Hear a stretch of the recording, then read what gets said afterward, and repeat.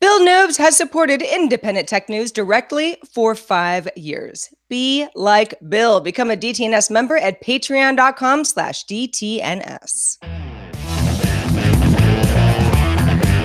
This is the Daily Tech News for Tuesday, April 9th, 2019 in Los Angeles. I'm Tom Merritt. And from Studio Feline, I'm Sarah Lane. And from the shores of Finland, where it's late and I'm tired, I'm Patrick Beja. And on the safety of dry land, I'm the show's producer, Roger Chang. We're going to start practicing the intros, guys. Come on.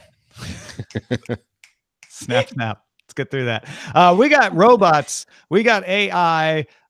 We have crypto, Firefox, Apple rumors, 3D printed robots, drone delivery of golf clubs. It's all in today's show. Let's start with a few tech things you should know. We got a lot of cloud announcements from the Google Cloud Next conference. Launching out of beta is Anthos, Google's platform for managing hybrid clouds that combine local data centers with Google Cloud, but can also run on AWS and Azure. Google also signed partnerships with 7 open source companies and announced new regions in both Salt Lake City and Seoul, South Korea. Dropbox unveiled a feature that lets businesses users work with Google Docs, Sheets, and Slides without having to leave Dropbox. And in non-Google Cloud news, Slack announced new integrations with Microsoft Office 365, including a new Outlook calendar and a mail app, and an updated OneDrive app, and Office file previews within Slack. Woohoo! At its AI Day, Qualcomm announced the Snapdragon 665, 730, and 730G chips. The Snapdragon 730 gets the computer vision processor that allows for 4K HDR with portrait mode and depth sensing at 60 FPS. The Snapdragon 730G now has 15% faster graphics rendering, allowing for HDR content. And the Snapdragon 665 has telephoto, wide-angle, and super wide-angle cameras, supports 4K video at 30 FPS, depth sensing, and 3D face unlock. All 3 chips will come to devices by mid-2019. Twitter cut the number of accounts that users can follow from 1,000 per day to 400 in an effort to prevent spammers from following, then unfollowing accounts in a bulk, aggressive, or indiscriminate manner, which is against Twitter rules, but still happens. Twitter also recently updated its reporting tools to let users report spam, like fake accounts, and added new security measures around account verification and sign-up. Firefox is adding crypto mining and fingerprinting blocks to the beta and nightly versions of Firefox, and it should arrive in the stable version in 3 weeks. Crypto mining is where a site possibly, without your knowledge, loads code into your browser that mines cryptocurrency. You might want to know about that ahead of time. Fingerprinting is using data about your browser, fonts, OS, and other details to try to track you. So Firefox is using scripts from the folks at disconnect.me to block both types of content. All right, let's talk about those Apple predictions, I would call them. Ming-Chi Kuo's got a pretty good track record on this stuff. What is he saying, Patrick? Well, he is saying that he believes Apple will launch a 31.6-inch 6K external display in the second or third quarter of this year, 2019, with a mini LED backlight. We might see it announced at WWDC on June 3rd. Kuo also thinks Apple may launch a new iPad and new MacBook with mini LED displays by late 2020 or 2021. Kuo says the mini LED iPad will have a 10 to 12-inch screen, and the mini LED MacBook would be around 15 to 17 inches. Likely a MacBook Pro mini LED screen panels will allow likely a MacBook Pro. Mini LED screen panels allow richer colors, higher contrast. That's easy to say. Ratios, and use thinner panels that use less power. Of all of these, supposed, these aren't announcements. This is just something that, yes, like you mentioned, Tom, Ming-Chi Kuo has a great track record. So you want to take this sort of stuff seriously. What jumped out to me the most is like 17-inch MacBook Pro? Really? Because I have an old 17-inch MacBook Pro and it's massive. I didn't think that Apple was doing that form factor anymore. Well, they might not be. I mean, he has a good track record, but it says, do you say mini LED like OLED? I never thought about that. I guess that makes sense. I've been saying mini LED, but that just seems wasteful now that I think about it. Anyway, a MacBook with mini LEDs or mini LED Save yourself 2 syllables. would be around 15 to 17 inches, could be 16 inches, which would be a really weird one. Well, that was Yeah. actually his initial prediction from a few months ago that he's now revising. And that was supposed to be coming a little bit earlier than his current prediction. I think it's interesting because they would be remaking the form factor and the design, which might mean a different type of keyboard. They keep having issues with the butterfly design for the keys. Maybe I guess they still want to have it super thin, but new type of butterfly keys. I think the most likely thing out of all of this is the 31.6-inch 6K display coming in Q3. We'll probably hear about that at WWDC, like you said. The rest of this is longer term. Longer term is always harder to predict. The idea that maybe they would get a keyboard, by the way, not something Min Chi Kuo said. Those were the hopeful words that I also support from Patrick Beja. Well, So we if all there is we, a new keyboard, you got to credit Patrick Beja with getting that one right, is what I'm trying to say. I know we all dabble in video editing, and certainly we're all in the same line of work. But when I look at 31.6-inch 6K external display, obviously I don't know what the price is yet. Gonna guess it's going to be on the high end of any monitor. But I understand that if you're a professional, this would be potentially an amazing purchase. For me right now, I mean, I've got a 28-inch monitor, and it's big. It's big. It's too much. It's lovely, but it's I don't need anything bigger. And I don't know why I would need 6K, but again, that's just my feeling eyes. All right, moving on to Facebook. Facebook first shared its work on AI mapping back in 2016 when the company started creating population density maps, went through about 22 nations. Today, the company shared new progress that covers what it says is the majority of the continent of Africa. And the company also says it will strive to cover nearly the whole world's population going down the road. Data from OpenStreetMaps is used to train a computer vision system to recognize buildings in satellite imagery. That's how you can kind of tell, population density. There's a lot of moving parts here. Then engineers at Facebook used this to remove available satellite data that showed unoccupied land where people don't live. Facebook verified the work with researchers from the Center for International Earth Science Information Network at Columbia University, and the maps will be released for free to anyone for use. That's important because this is not Facebook hoarding maps for its own use. They're making them for public use. They'll be open for people to use. And they are promoting them as being helpful in disaster relief, which they absolutely would, or perhaps in vaccinations or, fighting Ebola outbreaks, things like that. By knowing where the population densities are, that can be extremely helpful in situations. In fact, the previous maps that Facebook has made have been used in the United States. They are also good for Facebook to figure out where they could roll out their, internet from the air or any other kind of internet connectivity to underserved areas where they can then try to get people to start using Facebook. And I think that's how the world has changed since the good old days of 2016, because the first thing that comes to your mind in 2016 when Facebook is doing that is, they have lots of information using AI to make sense of it and helping disaster relief through density maps. Excellent. This is really cool. Like, this is cool tech. Today, you hear that story. Of course, the substance of it is still the same. But I think what a lot of people get is, ooh, wait, Facebook is using AI to know where people are and making maps of the world. This is worrisome, and I don't know how to feel about it. I certainly had a little bit of a tingly feeling of I'm not sure if that's a good thing or not before I dove a little bit deeper in the story. Well, but the fact that Facebook wants to bring Facebook to any living human, if at all possible, I can't imagine you're really surprised by something like this, Patrick. No, of course not. I don't think that's the thing that is, it's not, I don't think it's a rational feeling. It's just the aura of Facebook today is very different from the one 3 or 4 years ago. And when you hear about the things they can do with all the data they have, you immediately think or at least I did. My mind went to, is that a good or a bad thing? Hedging on maybe bad, and then I have to rationalize it and think about what it actually means. But it's a very different reaction from, I think, what many people had 4 years ago.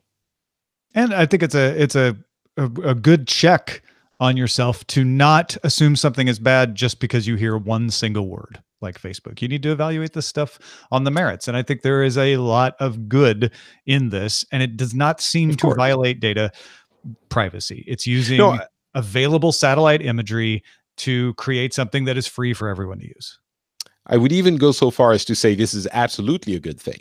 It's just that the initial reaction has changed a lot. Yeah. A robot developed at UC Berkeley called Blue aims to make robots less expensive and safer to work with. Blue has 2 humanoid arms with pincers at the end, which can be controlled using VR hand controllers. They use HTC Vive controllers, not the headset, just the controllers.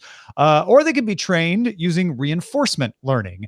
Its parts are 3D printed. That keeps the cost down. It has a central vision module and depth sensing camera, so it can sense and react to its environment. Its arms are controlled by motors with rubber bands that give it a little more flexibility. And it doesn't have the sub-millimeter control of a current factory robot, but it can adapt to its conditions. That makes it more flexible in what it can do, what it can learn to do, and it makes it safer because it's not always doing the exact same thing every time, no matter whether a human's in its way or not. It can learn to back off if it runs into somebody. Blue cost about $3,000 in parts to make, and the team expects it to sell for around $5,000. Rethink had a similar concept in its Baxter and Sawyer robots. That shut down in 2018. So some people are skeptical whether Blue can make it work. And another similar Danish company called Universal Robotics is still in business, but they're doing things a little bit differently. Blue seems to be the latest in an attempt to say, let's make an accessible, affordable robot that can be used in a lot more situations than just really capital intensive factories. And they give it hands, which is probably a good way of making sure it's humanoid hands with pincers. The hands are new. You know, the pincers and the hands are not the new part of this, right? Well, I mean, 2 hands and there are robots that look exactly like that, but they just do sub-millimeter precision. So they're like, I can do one thing and one thing only, and if anything gets in my way, I'm going to keep doing it. And the thing with this is it can do a lot of different things. You can train it very easily. It costs a lot less, and if it runs into somebody, it can back off and go, whoa, or even see somebody coming and cause fewer accidents that way.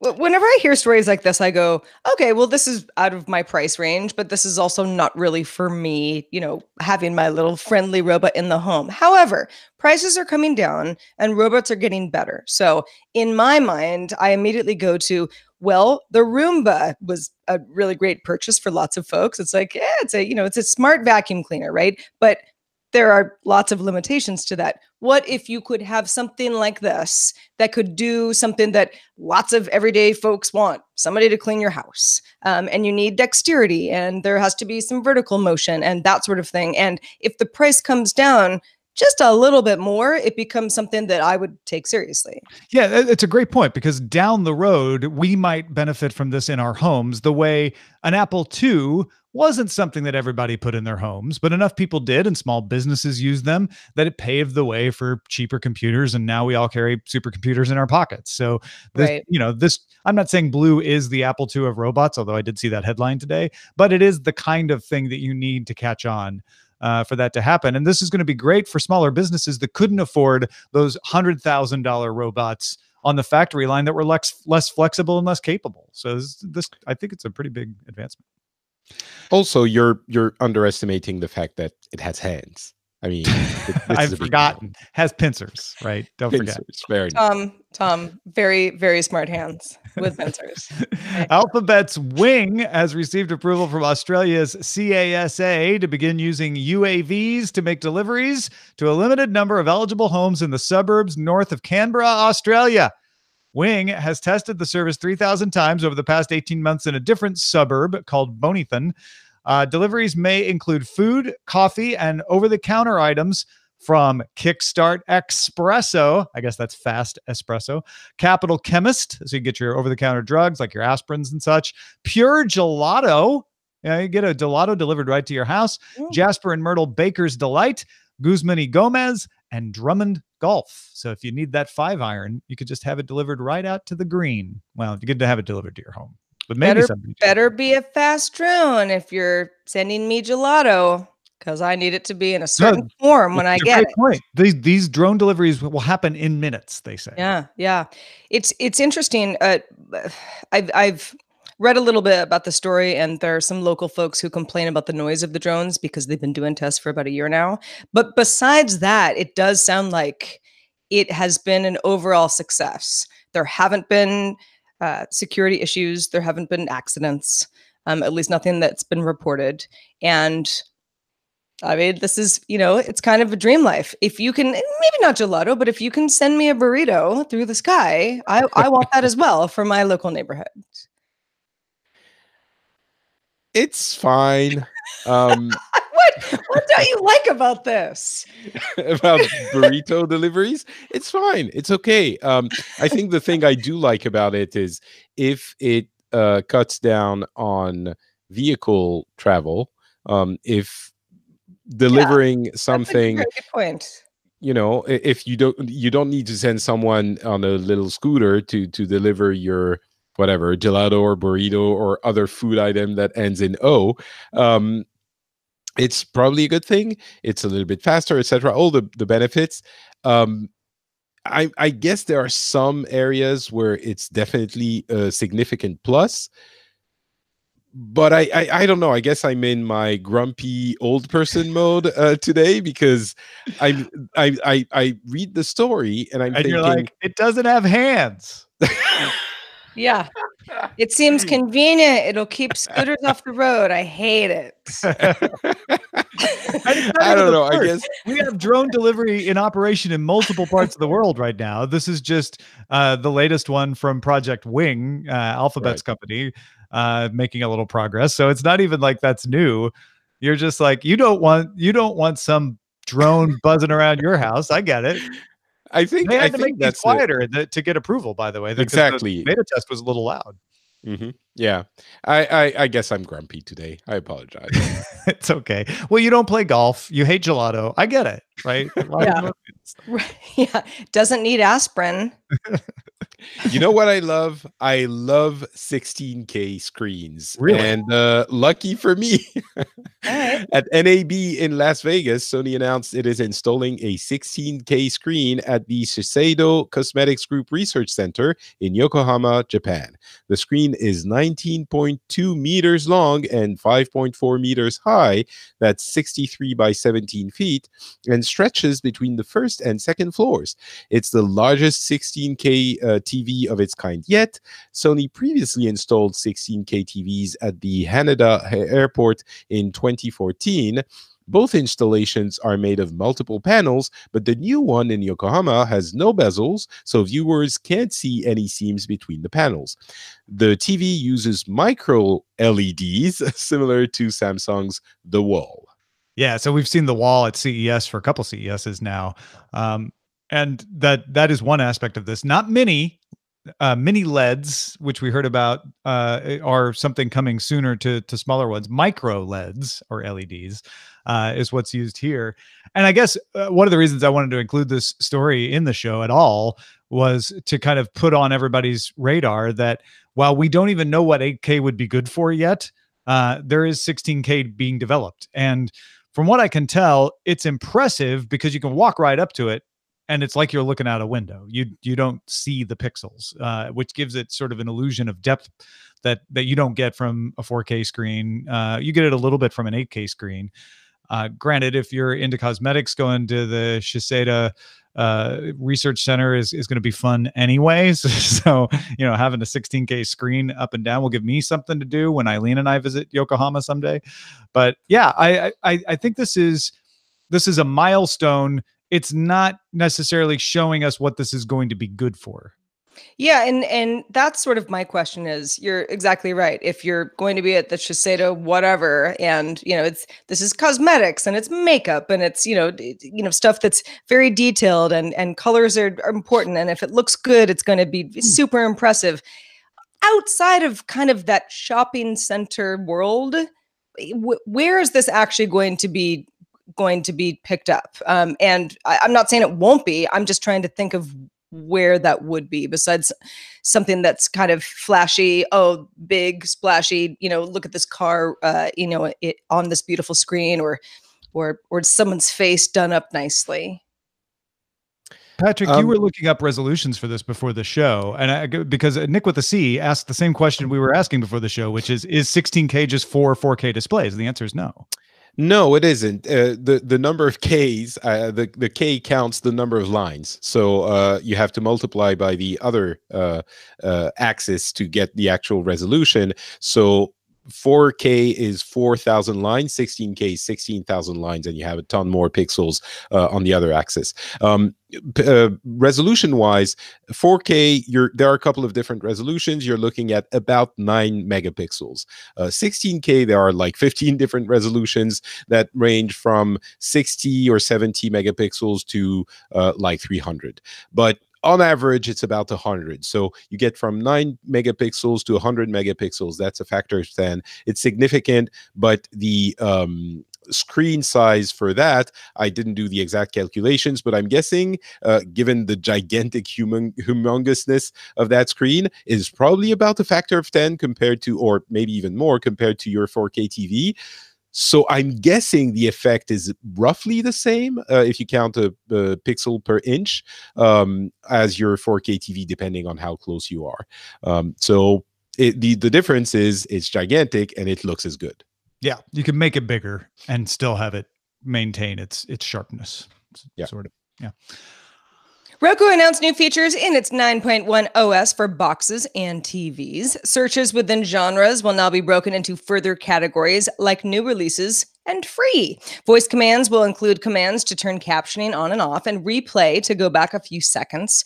And signing into your Roku account on a new device will also sign you into participating apps like Hulu and Pandora. The update will start rolling out to Roku boxes in the next few weeks and come to Roku TVs in the early summer.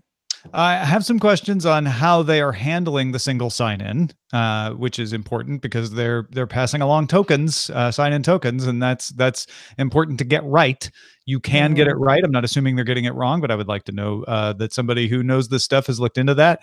That said, great feature. When you set up a new Roku, you don't have to go in and sign into every single app again, which can be pretty daunting and annoying. I think the thing that's caught most people's eye here is what you said about the free category when you go into the various genre categories, because most of the free stuff that you're seeing in these search results, at least in the mock-ups, is Roku's own channel, which has a bunch of free stuff in the Roku app. And Roku has often been seen as the most even playing ground, right? They were the one for the longest time that were the only place you could get everybody, except for the proprietary stores like Google Play or Apple iTunes. But you could get everything else on Roku, and you couldn't get it on Android or Apple TV for a while. That's changed now. And it looks like Roku is trying to prioritize its own services because that's where it sees the growth in its money. Is it? I understand it's not the same thing, but is it in the same vein as Android TV adding a new channel that is essentially ads? No, that's a good point. It is not the same thing as that, because what Roku is doing is saying in our search results, we'll have a free tier. Most of the free tier most people are going to have on their Roku is from the Roku channel because it's pre-installed, but it's not paid placement. Whereas the Android one, that's paid placement. That's on your home screen. Here's a bunch of people that have paid for the privilege of being put in front of you. Although Roku does have ads on its splash screen when it goes to sleep. So, you might. Yeah, I guess when it goes to sleep is a different experience. But I guess they need to. The big question here is this designed really to put Roku stuff front and center, or is it really to help the users find the free stuff more easily? In the second case, it makes sense. Both. The answer is yes to both. Yeah. Yeah. I think Roku knows that this will help users find stuff more easily and also help it the way that they're implementing it. So. Yeah, and I don't really know what the incentive for Roku to be at this point of being like agnostic. We're for everybody. It's like you got to have original content, and it's apples and oranges a little bit when you compare Roku to other platforms that it is competing with on the hardware level. But there's almost no reason not to try. It's literally apples and Rokus, actually. That's true. Yeah. Folks, if you want to get all the tech headlines each day in about 5 minutes, be sure to subscribe to dailytechheadlines.com. And thanks to everybody who participates in our subreddit. You can submit stories and vote on them at dailytechnewsshow.reddit.com. We're also on Facebook. We've got a group, facebook.com/group/dailytechnewsshow. Let us travel to Charles de Gaulle Airport. Why don't we? With Chris Christensen, who's sharing some tech bits that keep him excited there. This is Chris Christensen from Amateur Traveler with another Tech in Travel Minute. I am coming to you today from the Charles de Gaulle Airport, and I'm thinking about airports. Charles de Gaulle has not been my favorite, but there's a few technology things that have made me enjoy it more this trip. Not only is it linked via rail lines to the city and via high-speed trains to just about everywhere in France, it also had a mobile app that let me easily find out what terminal I needed to get to for which airline. And then when I got to the airline via a train from a local hotel that was just off of Terminal 3, I could go and use a touch screen interface to quickly scroll through, because I was 3 hours early, to find the right flight to find out where I needed to check in. Charles de Gaulle is still not my favorite, but technology is making it more so. What is your favorite, technologically favorite airport? I'm Chris Christensen from Amateur Traveler. My favorite technological airport. Patrick, you fly in and out of that airport that he's mentioning, right? Yeah, it's so busy. I don't even have time to enjoy or not enjoy it. Paris is the most touristy city in the world, so it's too many people. So it kind of discounts it from being my favorite immediately because there's so much stuff happening there.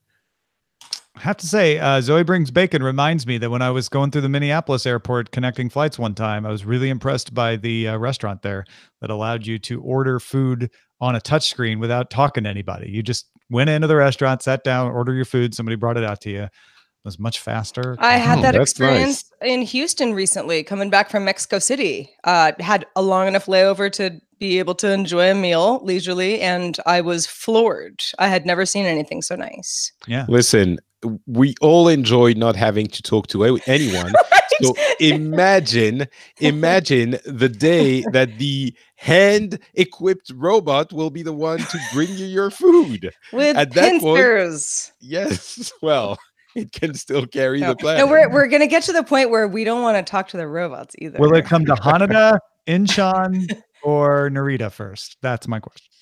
Good question. All right, let's check out the mailbag, Sarah. Let's do it. Seth wrote in about our conversation from yesterday. It was a conversation about Viber, but the idea of needing a phone number that is not necessarily your phone number that you might use on a regular basis for good reasons. Seth says, I'm from New England originally, but I've lived in LA for the past 12 years in an apartment. The issue I ran into was I wanted to keep my phone number, and the apartment building's door buzzer worked by inputting a phone number to call, didn't allow for area codes, needing a local number for me to be contacted at. For a time, I used to use Google Voice to create a number, which worked quite well.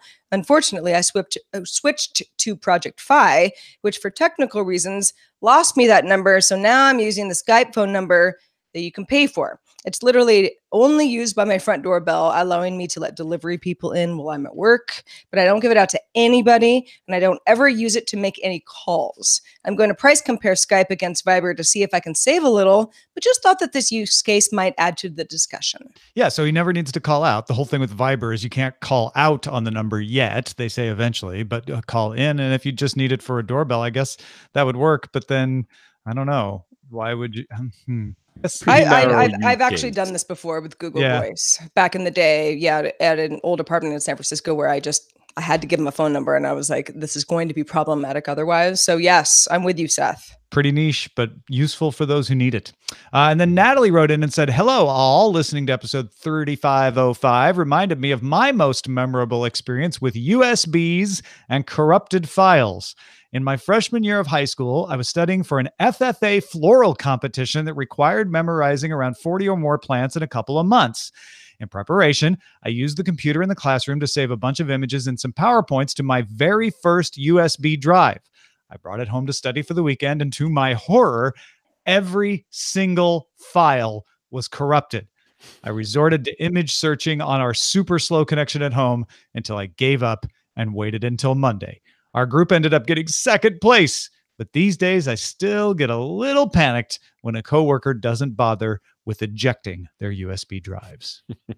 Let that be a lesson to you all. Thank you, Natalie. Now, the new thing is, we mentioned this yesterday, but if you missed it, in Windows 10 now, you can pull out the drive without ejecting it first. They've made it so that won't cause these problems. But we had asked, Vlad Savov had asked, who has had a problem in the past? And we got a number of emails from people who, in fact, have had problems. Natalie was one of them.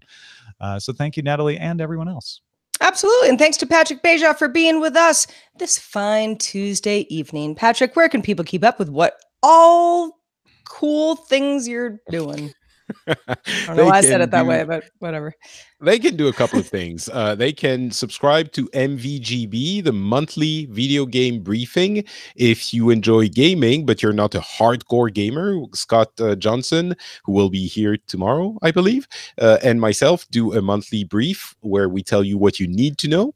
And you can also go to FrenchSpin.com, where I host my podcasts. One is Pixels, about gaming for more hardcore gamers, and the Phileas Club, where we talk about the world and what is happening in it, often in alarming but also enjoyable ways. That's FrenchSpin.com. Folks, if you like hanging out with me and Sarah and Roger and Patrick and friends, there is more that you can hang out with us at a show called Good Day Internet. It is an extended show that includes Daily Tech News Show within it, but it has us chatting before the show, extending the conversation after the show. Sometimes it's more about the topics that we talk about in the show. Sometimes it's just us talking about some of our favorite things. We often get into etymology somehow. And the only way to get Good Day Internet is to subscribe to it through the RSS feed in our Patreon at patreon.com/DTNS. If you've got feedback, our email address is feedback@dailytechnewsshow.com. Keep that feedback coming. We sure love to have it. We're also live Monday through Friday at 4:30 p.m. Eastern, 2030 UTC. Find out more at dailytechnewsshow.com/live. Back tomorrow with Scott Johnson. Talk to you then. Good night, Rob. This show is part of the Frog Pants Network. Get more at frogpants.com. Diamond Club hopes you have enjoyed this program. Woo, it is hot in the studio today. Goodness. Really? It's not Well, it's actually cooler today than it was yesterday. Really? Here. Oh, Here. man, it is heating up over on my side of town. You West Coasters don't know cold. I know. That is No, very- we don't. It's true. We really don't. We don't claim to. I went to bed with the AC on last night. No, And I felt like I'm just burning money, but I was like, it feels so good. but it feels good, yeah. I was gonna say, know I did how- not have the AC on last night. Oh, You know how yeah. we're talking about these penguins that are dying because there isn't ice in the Antarctic? No relation. I'm just mentioning that. Apropos of No, nothing. it's all those Apropos of crypto miners. It's not Oh, me. right. Yes. Yeah. Yeah. Talk about So energy. I'm gonna go. Good night, I will Patrick. suggest, well. however, but does it? Oh, yes, but does it have hands? All right. Love you all. See you next week. Love you too, Patrick. See you. Bye. Bye. Patrick. He needed to sleep. He Does needs hands so he can feel He complete. needed Huh. hands. That's why he's so tired. He doesn't have any hands anymore. Yeah, right. Imagine that. Anybody Everything's going to take so much longer. So, yes, but does it have hands? I think is a great Good Day Internet title, Roger. Yeah. For That's a good DTNS, one. the leading vote getter, to BioCow's consternation. And BioCow submitted this headline, but he's actively campaigning for people not to vote for it in the chat room, was new update, will Roku like a hurricane? Isn't that kind of long? It is a little long. Yeah. I like also, you say LED, I say LED.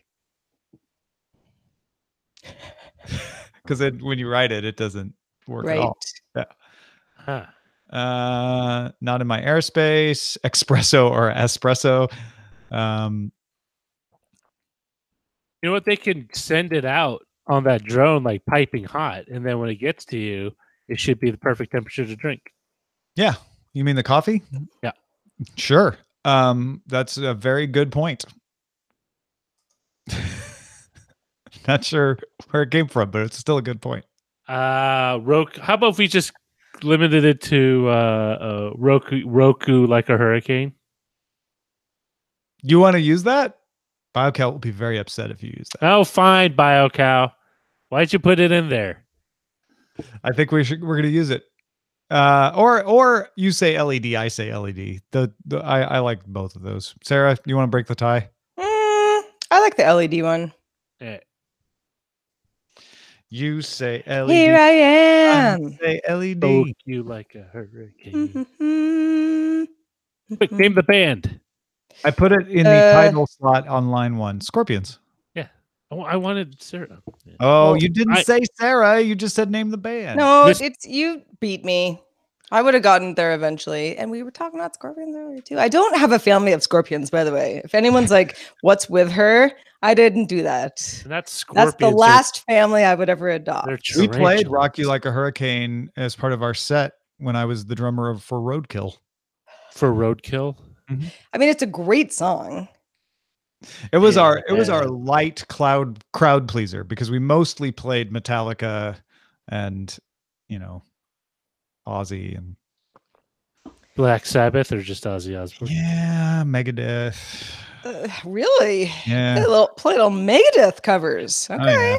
I'm amazed you could still hear, unless you played it like at a lower volume. What? Speak up, Roger. I just lip read what you say on the Hangout. That's the only way I do. Lip read? Yeah. Lip reading. What did the Scorpions had Rock You Like a Hurricane, big song. Then they had Winds of Change, which was the wall coming down, right? Berlin Mm-hmm. Wall. And did they have any other hits? Hits I know they did, but had just an earlier hit. Okay. What was it? Send Me an Angel is listed on the that's not the Scorpions. No, it is the Scorpions, but it's not the one. It's not Send Me an Angel. No, and that's not the song either. The Zoo. That was an early Zoo. one. I don't know that one. No One Like You. That was a big one. Oh yeah, I liked that song. No One Like You. Can't wait for the thing. Yeah. Still Loving You. That was another big one. See it? I knew it. All right, so we got a solid 5 from the Scorpions. Oh yeah. You would know the Zoo if you heard it. It wasn't as big of a hit though. Yeah.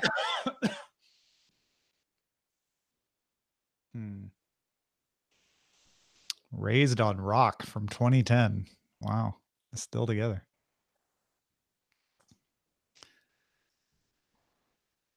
I'm trying to see if there was any early. Yeah. They started in 77. Yeah.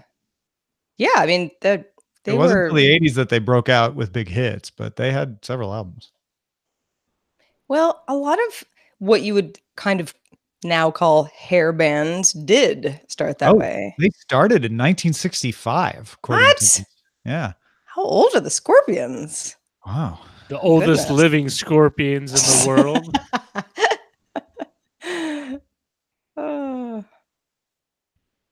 Facebook, why you do this? Why? I don't remember my password.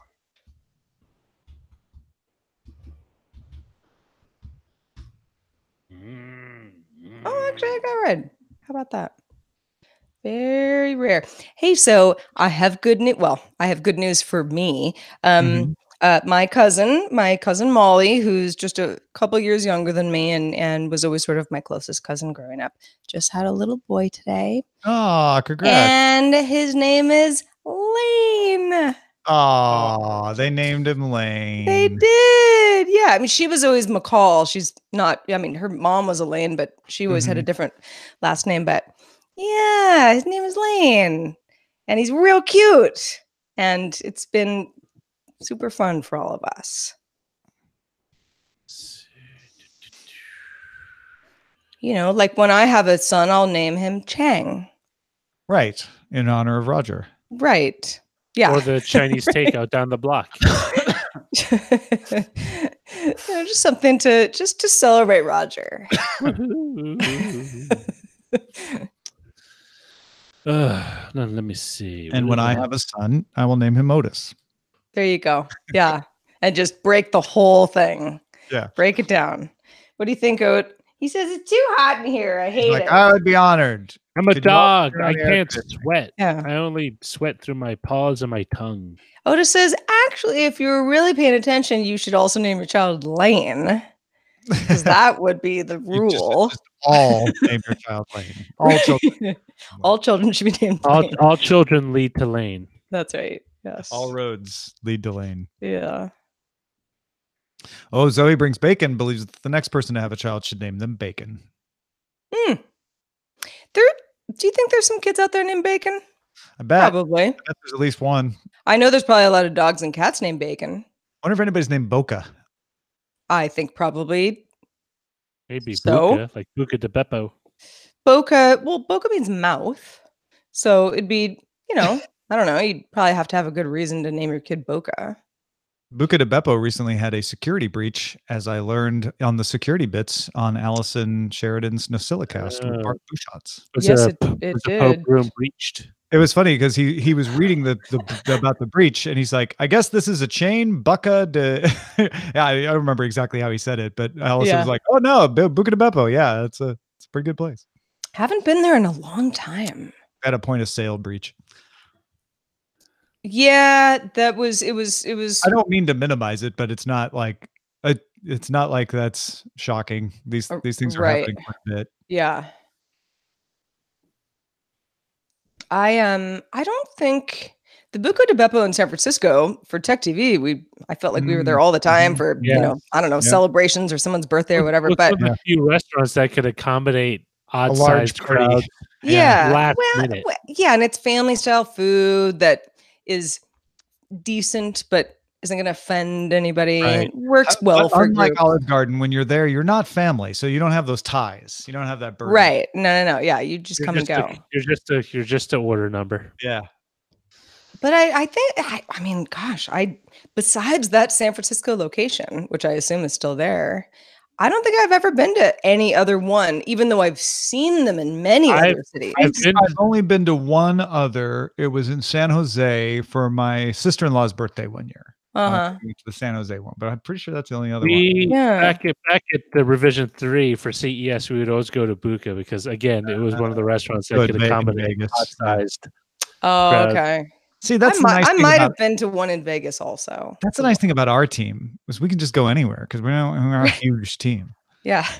We're like, Like three of us, maybe 4. Yeah, maybe if we've brought somebody. Oh, Shannon's with us. Great. We're 4. Fine. It's a foursome. 5. No.